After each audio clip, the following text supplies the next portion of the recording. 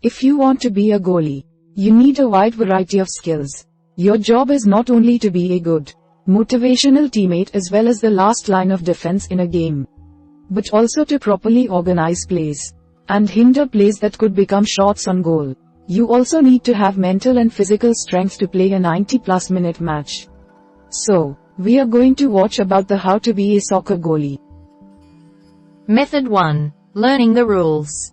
First is learn the basic rules of soccer. Before you can develop yourself into a goalie, you should know the rules of soccer.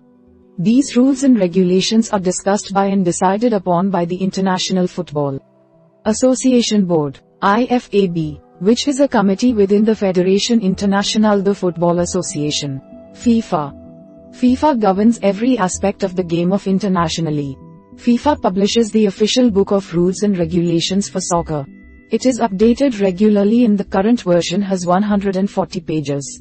You can find a copy of the rules and regulations of soccer at https://document/mm/documents/affederation/81/42/36/loss-of-the-game_2010_11_e.pdf. The IAFB has established and recognized 17 standard and universal laws of soccer. This is because the FIFA rules and regulations often differ between countries and organizations. In addition, the FIFA rule book might be too complex for beginning players to understand. The 17 laws cover the following topics: the field of play, the soccer, the number of players, the player's equipment, the referee, the assistant referees, the duration of the match, the start and restart of play, the ball in and out of play, the method of scoring, offside, fouls and misconduct, free kicks, penalty kicks, the throw-in, goal kicks, and corner kicks. You can read more about how to play soccer at How to Play Soccer. Step 2. Learn the rules of being a goalie.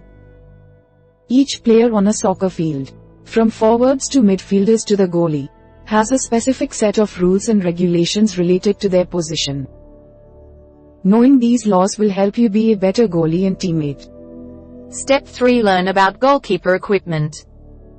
Beyond the standard equipment any soccer player needs, including cleats, soccer and football boots, shin guards, pads, and a jersey, a goalkeeper must also follow the regulations on gear specific to his position on the field. From goalkeeper gloves to a special jersey, the equipment helps other players identify the goalie on the field. Goalies must wear a uniform, long socks, shin guards, and soccer cleats. FIFA regulations also require that a goalie's equipment be distinctive from other players and pay officials to identify his position on the field. For example, most goalies will wear a team jersey that is a different color from the rest of the players. Goalies also wear special gloves to help them grip the ball and protect their hands from shots on goal. You can find out more about goalie gloves at size and take care of goalkeeper gloves. Step 4. Get the proper equipment to be a goalie. Before you start playing and training as a goalie, purchase the proper equipment. From gloves to cleats and shin guards, each piece of equipment will ensure that you are prepared to play your best and safest. You need the following equipment to play: goalkeeper gloves, cleats, football, soccer boots, shin guards, shin pads, socks, and a jersey. Goalie gloves, which are made of thick leather, cushion your hands when you catch or stop shots on goal. They also help you grip the ball better. Cleats, soccer boots are special sneakers for soccer. They have hard stud on the bottom of the shoe that allows you to grip the turf on the field more effectively. Shin guards protect your lower leg bones from being kicked by the hard cleats, which can be not only painful, but also injure you. You must wear socks that cover your shin guards completely, which also helps keep them in place. A goalie jersey may have padding in the shoulder and hip areas to protect you from the force of direct shots on goal. If you play for a team, it will often provide you with a proper goalie jersey for your team. You can purchase all of the necessary soccer equipment at specialty sports stores or even at an online retailer such as soccerpro.com or footy.com. Step 5. Know where and how a goalie may play the soccer ball. It's important for a goalkeeper to know where on the field he may play. From kicking the ball to throwing it with his hands, knowing these rules will keep him from violating any of the rules of the game. A goalkeeper may leave the goal box to join outfield players for defensive purposes, which often happens when a team needs to attack its opponents using full force. The goalie may grip the soccer ball when he within his own penalty area. In certain situations, such as when a teammate deliberately kicks him the ball, he cannot handle. If the goalie commits such violations, the referees will grant the opposing team with an indirect free kick, which may be close to the goal. A goalkeeper may not control the soccer ball for more than 6 seconds. If he violates the rule, the opposing team are granted an indirect free kick. The rules consider possession whenever the goalie is holding the ball with his hands, or if the ball somewhere between his body and the ground. Goalies may take penalty kicks and participate in penalty shootouts. Coaches may substitute a goalkeeper so long as play follows the regulations for player substitution. If an opposing player is making a penalty kick, the goalie must remain not only on his goal line but also in between the goalposts. He may make any movement as long as he does not move forward before the ball is kicked. A goalie may be given a red card for violating the rules of the game. In this case, any outfield player or a substitute goalie can take over for the ejected goalkeeper. Finally, learn rules specific to your country or organization. Because there are rules that govern soccer matches specific to certain countries and organizations. Learn any differences there may be in your country or the organization for which you play. This will keep you from making mistakes that could cost your team the match. For example, some organizations may require you to wear goalkeeper gloves whereas FIFA allows individual goalies to choose if they want to wear gloves. Method 2. Playing with a team. First is pay close attention to the game. As a goalie, you are in the unique position among your teammates that you can see the entire field of play. By paying close to the game at all times, you not only help your team gain advantages, but also ensure that you're prepared to defend the goal if the opposing team charges it. Always keep your eye on the ball. Even if it's at the other end of the field, you wouldn't want to be surprised if it is kicked to your end of the field. Step 2. Communicate with your teammates. Since a goalie can see the entire field of play in soccer, it is important for him to effectively communicate what he sees to his teammates. This will help them know which opponents to watch or any patterns of play. The goalie can also provide motivation for tired or lagging teammates. Tell your teammates about certain opponents or patterns of play either during a timeout or while they're on the field. It's important that they know these things because it not only helps them on the field, but also will help them do their job defending you in the goal area.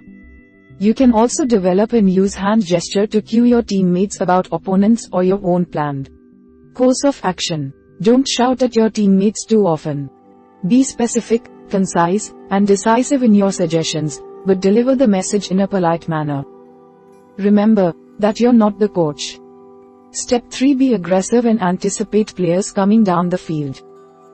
If an opposing player is charging down the field to take a shot on goal, your job as goalie is to anticipate what move he's going to make and then aggressively defend the goal. How you react in these situations can the difference between a save and the other team scoring.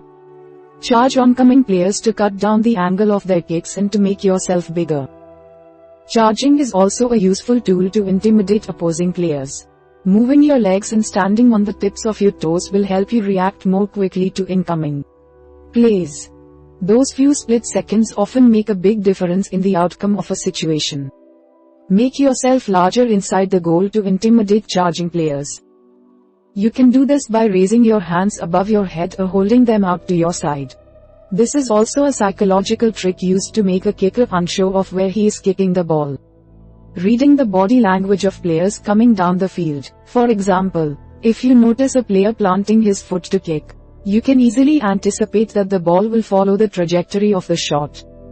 Watching a player's eyes can also give you cues about where he plans to kick the ball. Step 4. Attack every ball that comes at you. Any ball traveling in the direction of the goalie can end up between the goalposts. It's important to actively anticipate and attack any ball that comes towards you so that you don't give the other team easy goals. meaning, even if it is kicked higher than your height, jump. Finally, save shots on goal using your hands and feet. There are different ways to defend the goal area, from catching the ball to kicking it or punching it out over the net. Choosing which defense strategy you use will depend on how the ball is approaching the goal area. Catch the ball when you can.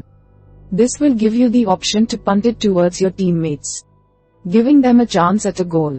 When you catch a ball to save it from going in the goal, you have two options of how to play it. You can either throw it back to your teammates with your hands or directly kick it to one of your teammates further down the field. There are times when it is not practical to catch the ball. For example, if it is kicked too high or too fast. In these cases, you can deflect the ball with the palm of your hand or the tips of your fingers. Or you can punch it over the net. Kick the ball without first catching it only in an emergency situation, such as an immediate threat to the goal area. If a ball is low to the ground or approaching you at a flat angle, dive for it and then get up quickly. Get up quickly if you dive, catch or kick a ball. You never know when you'll need to make a second save. Method 3. Training your body and your mind. First is train your cardiovascular system. Soccer is a fast-moving sport that requires a lot of running over the course of a 90-plus minute game. Even though you are guarding the goal and may not be running as much as a forward, you still must be physically fit and prepared to run quickly in and out of the goal box and even on the field. Running is one of the most important activities for a soccer player and a goalie. Aim to run at a decent pace for at least 90 minutes to ensure that your body is able to handle the rigors of the game. You'll also need to sprint in and out of the goal area to protect it from shots and potential shots on goal. It's a good idea to train for this by running sprinting drills. For example, you could do 10 sprints of 100 meters, 330 feet, so your body is prepared to accelerate quickly in and out of the goal. Step 2. Do strength training. As a goalie, you need to be able to clear the ball from the goal area by both kicking and throwing it. In order to do this most effectively, you need to have strong legs and arms, which you can train with weight exercises. Doing cardio work like running will strengthen your legs, but doing leg-specific weight exercises will increase your strength. Consider exercises such as squats, lunges, and leg presses, all of which will train your entire leg. Since being a goalie also requires you to use your arms and hands, doing exercises to increase your upper body strength is also important. Consider exercises such as shoulder presses, bicep curls, chest presses, and wrist curls. Using an implement such as the Gripmaster will strengthen your fingers and wrists. You can also consider strength and flexibility training exercises such as yoga. Top international teams such as Bayern Munich practice yoga not only to augment their strength training exercises, but also to increase flexibility and refine fine motor skills. In addition, yoga can train you to focus and relax more effectively. Step 3. Work on your fine and gross motor skills. Being a successful soccer player and goalie requires more than being able to kick or throw a ball. Remember, a goalie is no different than a field player except that he is allowed to use his hands inside a goal box. You'll need to train your fine and gross motor skills to most effectively handle the ball with your hands and feet. To train fine and gross motor skills on your feet and legs, do drills that focus on activities such as dribbling the soccer ball going in different directions and punting it at different distances from your goal posts. For punts to clear a ball from the goal, practice having your planted foot and body face in the direction you want the ball to travel. You should also train for the two basic steps a goalie uses: the shuffle and the crossover. Galloping sideways will train you for shuffling, while turning your legs in opposite directions from your hips will train you for doing a crossover. As a goalie, you'll also need to train your hands for greater dexterity with the balls. Throwing and catching drills with your coaches or teammates will help you develop handwork skills. Step 4. Speed up your reaction times. A goalie must be able to anticipate the opposing player's move and react accordingly. Drills can help you speed up your reaction times, which may be the difference between effectively defending a shot on goal or failing to stop it before it enters the goal. One good exercise to train your reaction times is to kick a soccer ball at a wall with different parts of your foot and then trying to stop it from getting past your body. Step 5. Learn how to anticipate opposing players' moves. One of the primary jobs of a goalie is to understand the mindset of opposing players and anticipate their moves. By learning how to read opposing players' moves, you will be able to more effectively anticipate what move they are about to make, which will help you block shots on goal and determine the course of the game. Playing soccer often will give you the practical experience to read the moves of other players. Often, there are patterns of play that you can detect from this. Watching videos of other goalies and players can highlight additional tactics to help you more effectively anticipate the moves of both offensive and defensive players and then determine the proper course of play. One good drill to help you anticipate a player's move is to practice mock shootouts and penalty kicks with a friend or your teammates. Even working with a couple of cones as a goal will help you practice this skill. Practice your dive to save a ball on a bed or soft mattress. Step 6. Understand how geometric principles can enhance your technique. Part of being a goalie is anticipating shots on goal, which can come at different speeds and angles. Having a basic understanding that geometric and mathematical principles dictate where a ball will land can help you to more effectively anticipate plays. Always try to close angles so that an opposing player does not have many options from where they can shoot. For example, if the player is charging from the right, don't stand in the middle of the goal. Instead, face the ball with your body and stand close to the right post. A good rule of thumb for positioning yourself properly to angles is to pretend that there is a string extending from the ball to the very center of the goal. You want to position yourself on that string. If a ball is kicked flat to the ground directly towards you, don't just reach your hands downward. Rather, hold your entire body low to the ground, which will allow you to dive forward if necessary. If an opposing player is making a penalty shot, you also need to block the angle. Looking for cues in a player's eyes or at his feet could help you figure out which angle to block. Finally, strengthen your mental stamina. Playing on a soccer team, including as a goalie, requires that you have mental strength to get through the ups and downs of games. By working on your mental stamina, you can successfully navigate any obstacles that might be present not only at a game, but also within your team. It's important to know that everything will never go perfectly in a game, or even in a practice. You need to be emotionally flexible and resilient in order to quickly rebound from setbacks so that they do not become a hindrance for your team. Having confidence in your skills will also help boost your mental stamina. This can come from knowing that you've trained hard or that you have a very strong and supportive team.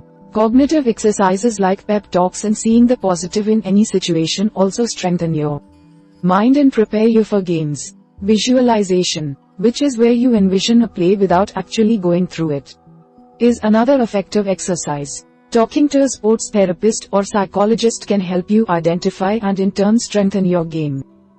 For example, you may always feel guilty when your team loses.